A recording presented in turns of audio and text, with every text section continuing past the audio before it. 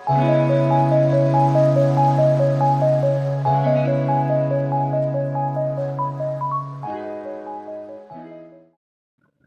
Fry ಮಾಡುವ ವಿಧಾನ: ಅರ್ಧ kg ಚಿಕನ್ ಮತ್ತು ಬೇಕಾಗುವ ಸಾಮಗ್ರಿಗಳು: ಬೆಳ್ಳುಳ್ಳಿ 2, 3 ಹಚ್ಚಿದ ಈರುಳ್ಳಿ, ಅರ್ಧ ಇಂಚ್ ಶುಂಠಿ, ಸ್ವಲ್ಪ ಪುದೀನ, ಕೊತ್ತಂಬರಿ, ರುಚಿಗೆ ತಕ್ಕಷ್ಟು ಉಪ್ಪು ಹಾಗೂ 5 ಮೆಣಸು, ಚಕ್ಕೆ ಹಾಗೂ ಸ್ವಲ್ಪ ಲವಂಗ. ಒಂದು ಜಾರಿನಲ್ಲಿ ಶುಂಠಿ, ಹಚ್ಚಿದ ಈರುಳ್ಳಿ ಹಾಗೂ ಸ್ವಲ್ಪ ಬೆಳ್ಳುಳ್ಳಿ. ಮತ್ತೊಂದು ಜಾರಿನಲ್ಲಿ ಸ್ವಲ್ಪ ಕೊತ್ತಂಬರಿ, ಪುದೀನ ಹಾಗೂ ಚಕ್ಕೆ, ಲವಂಗ,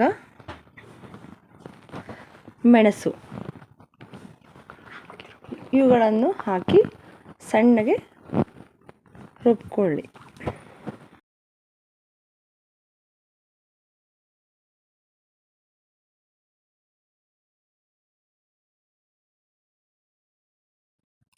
ಕಾದ ಕಡಾಯಿಗೆ 5 ಚಮಚ ಎಣ್ಣೆ ಹಾಕಿ ರುಬ್ಬಿರುವಂತಹ ಈರುಳ್ಳಿ ಬೆಳ್ಳುಳ್ಳಿ ಪೇಸ್ಟನ್ನು ಸೇರಿಸಿ ಸ್ವಲ್ಪ ಹೊತ್ತು ಕಂದು ಬಣ್ಣ ಬರುವವರೆಗೂ ಮಿಶ್ರಣವನ್ನು ಹಾಗೆ ತಿರುವುತ್ತಿರಿ.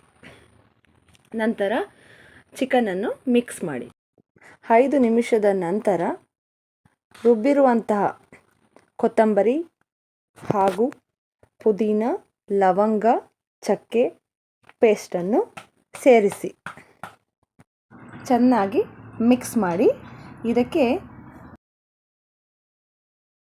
ತ್ರಿಶೂರವರ ಚಿಲ್ಲಿ ಪೌಡರನ್ನು ಆ್ಯಡ್ ಮಾಡ್ತಾ ಇದ್ದೀವಿ. ಇಲ್ಲಿ ನಿಮಗೆ ಖಾರ ಬೇಕಂದರೆ ಎಕ್ಸ್ಟ್ರಾ ಆ್ಯಡ್ ಮಾಡ್ಕೊಬೋದು. ಇಲ್ಲಿ ನಾನು 1 ಸ್ಪೂನ್ ಮಾತ್ರ ಆ್ಯಡ್ ಮಾಡ್ತಾ ಇದ್ದೀನಿ. ಜೊತೆಗೆ ಅರಿಶಿನ ಸ್ವಲ್ಪ, ರುಚಿಗೆ ತಕ್ಕಷ್ಟು ಉಪ್ಪನ್ನು ಹಾಕಿ ಚೆನ್ನಾಗಿ ಮಿಕ್ಸ್ ಮಾಡಿ.